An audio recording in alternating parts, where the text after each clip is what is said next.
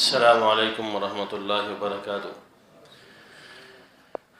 ان الحمد للہ نحمده ونستعینه ونستغفره، اما بعد اعوذ باللہ من الشیطان الرجیم، بسم اللہ الرحمن الرحیم۔ ود كثير من أهل الكتاب لو يردونكم من بعد إيمانكم كفارا حسدا من عند أنفسهم من بعد ما تبين لهم الحق۔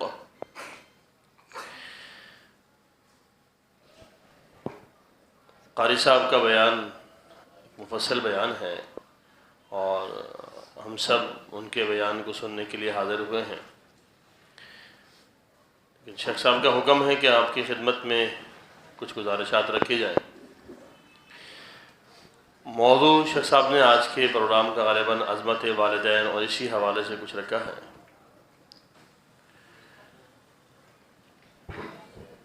یاد رکھیے گا، ہمارے پاس جو سب سے بڑی دولت ہے وہ ایمان کی ہے۔ ایمان ہماری سب سے بڑی دولت ہے جو اللہ نے ہمیں عطا کی ہے،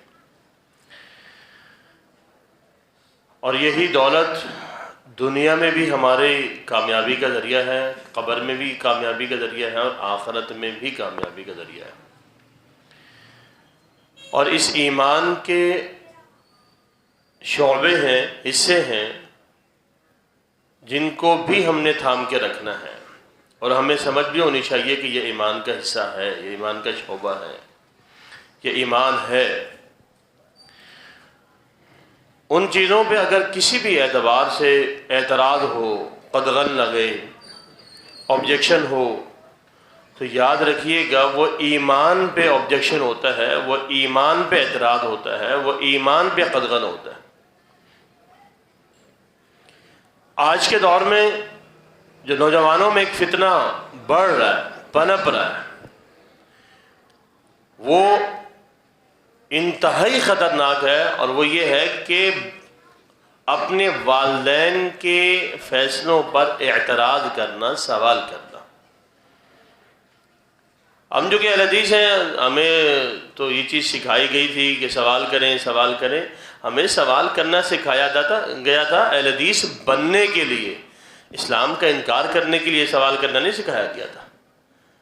اس وقت جو ہمارے اندر ایک سوچ بڑھ رہی ہے وہ یہ ہے کہ ہم اسلام کے انکار کرنے کے لیے سوالات اٹھا رہے ہیں، اور میڈیا اس حوالے سے اپنا جو رول پلے کر رہا ہے وہ انتہائی خطرناک، بہت ہی خطرناک۔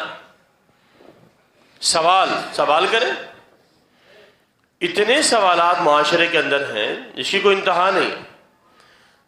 آپ کی مسجد میں پہلی مرتبہ حاضری کا موقع ملا ہے، نہیں اندازہ کہ یہاں سامعین کا مزاج کیا ہے۔ بہرحال شیخ صاحب کو دیکھ کے لگتا ہے کہ واقعی ایک بہترین مزاج ہوگا، اور یقیناً ہے اہل حدیثوں کا مزاج۔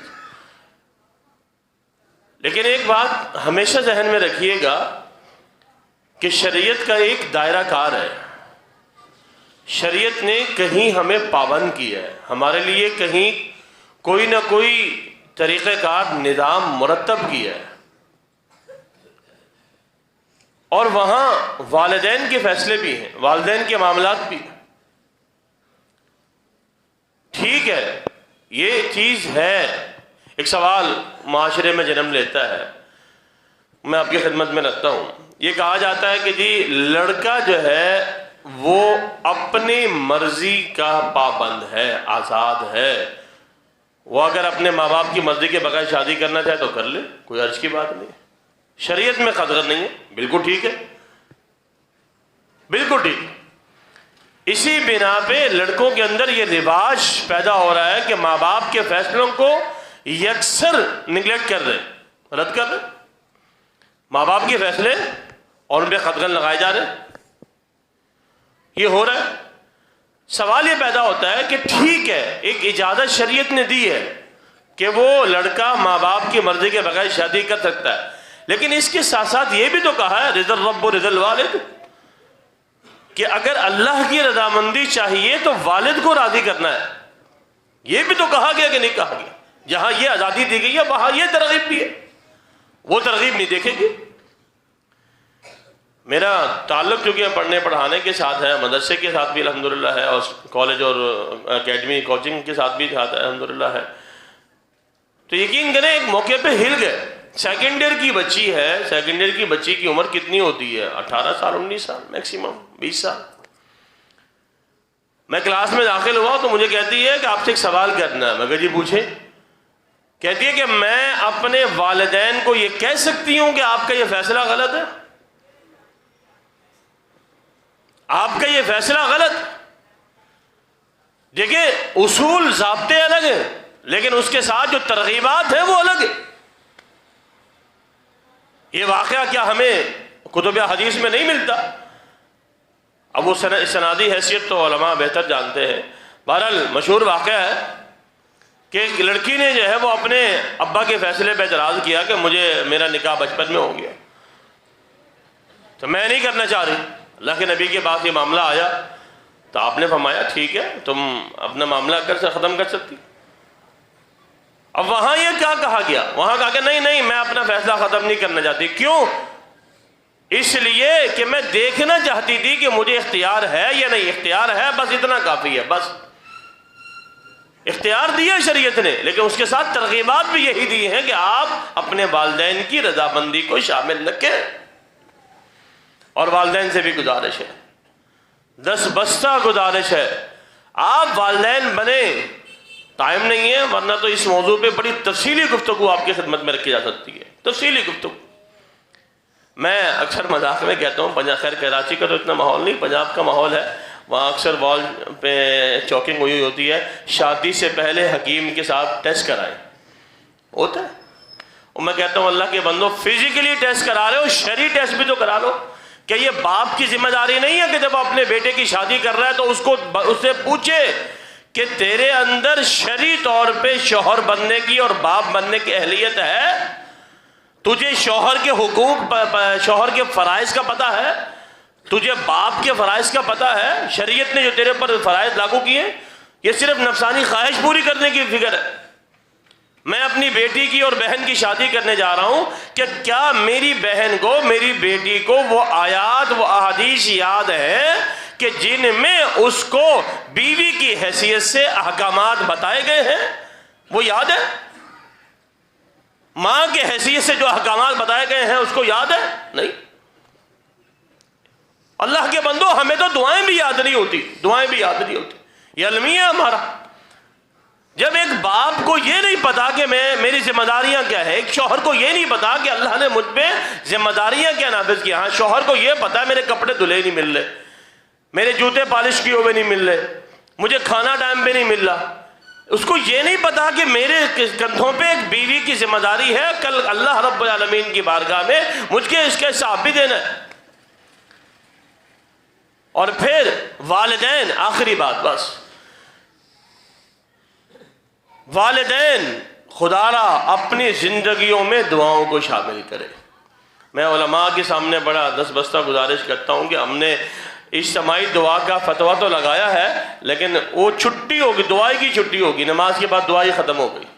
ٹھیک ہے جی، فرض نماز کے بعد اجتماعی دعا بدعت ہے، اس کے بعد انفرادی بھی چھٹی. اب تو سنتیں بھی چھٹنی شروع ہو گئی ہیں، سنتیں بھی چھٹی گئی ہیں، اللہ ماشاء اللہ، جس کا دل چاہے پڑھ لے، جس کا دل چاہے نہ پڑھے. قرآن مقدس کے اندر 11 سے 12 دعائیں الحمدللہ اللہ کی توفیق سے تلاش کی ہیں، جس میں جو 12 دعائیں اللہ نے والدین کو سکھائی ہیں کہ اپنی اولاد کے لیے مانگو. اور ہمیں جب کسی بابے کو اپنی اولاد سے کوئی مسئلہ پیش آئے نا تو وہ آگے کیا کہتا ہے؟ اور جی خطیب صاحب، مولوی صاحب، آپ ذرا یہ جمعہ تو پڑھا دیں والدین کی اس پہ جو ہے نا حقوق پہ. اور نہیں، پہلے آپ کو اپنے فرائض پتہ ہونے چاہیے. سب سے پہلا فرض یہ تھا آپ کا کہ رب کے سامنے دعائیں مانگتے. اچھا پھر دعائیں مانگتے، ان 12 دعاؤں کو دیکھ لیں اور ہماری دعاؤں کو دیکھ لیں کہ ہم اللہ سے اپنی اولاد کے لیے کیا مانگتے ہیں اور اللہ ہمیں کیا سکھاتا ہے کہ اپنی اولاد کے لیے کیا مانگو. اور قرآن میں صرف 2 دعائیں سکھائی گئی ہیں جو مجھے ملی ہیں، میرا علم ناقص ہے، علماء بیٹھے ہیں اگر زیادہ ہوں تو پتہ نہیں. 2 دعائیں سکھائی گئی ہیں اولاد کو والدین کے لیے. ایک رب ارحمہما کما ربیانی صغیرہ، رحمت کی دعا ہے، اور ایک استغفار کی دعا ہے. بس ایک رحمت اور ایک استغفار. اے اللہ ہمارے والدین پہ رحم نازل فرما، اے اللہ ہمارے والدین کے گناہوں کو معاف فرما، اگر ان کے اوپر ان کی ذمہ داری ادا کرتے ہوئے کوئی کوتاہی ہو گئی ہے تو اللہ گناہ معاف فرما ان کے۔ 12 دعائیں سکھائیں والدین کو کہ اپنے اولاد کے لیے مانگو۔ جناب ابراہیم کو بحیثیت، جناب اسماعیل کو بحیثیت بیٹے تو پیش کرتا ہے ہمارا معاشرہ، لیکن جناب ابراہیم کو بحیثیت والد بھی کبھی ہم نے پڑھنے کی کوشش کی ہے؟ میں نے جو تجزیہ مختصر سے کیا وہ یہ ہے کہ جن کی اولاد ان کے والدین کی بات نہیں مان رہی، والدین اپنا شرعی ٹیسٹ کریں کہ وہ شرعی اصولوں پہ پورے اترتے بھی ہیں یا نہیں اترتے۔ حقیقت میں یہ ہے کہ والدین پورے نہیں اترتے، حقیقت ہی۔ واللہ عالم بالصواب۔ بہرحال یہ تفصیلی موضوع ہے، اللہ رب العالمین سے دعا ہے کہ اللہ مجھے بھی اور آپ کو بھی صحیح معنی میں اپنے فرائض کی ادائیگی کرنے کی توفیق عطا فرمائے۔ اللہ ہمیں اپنے والدین کی خدمت کرنے کی، ان کی باتوں کو ماننے کی اللہ توفیق عطا فرمائے۔ آمین۔ اقول قولی ھذا وآخر دعوانا الحمدللہ رب العالمین۔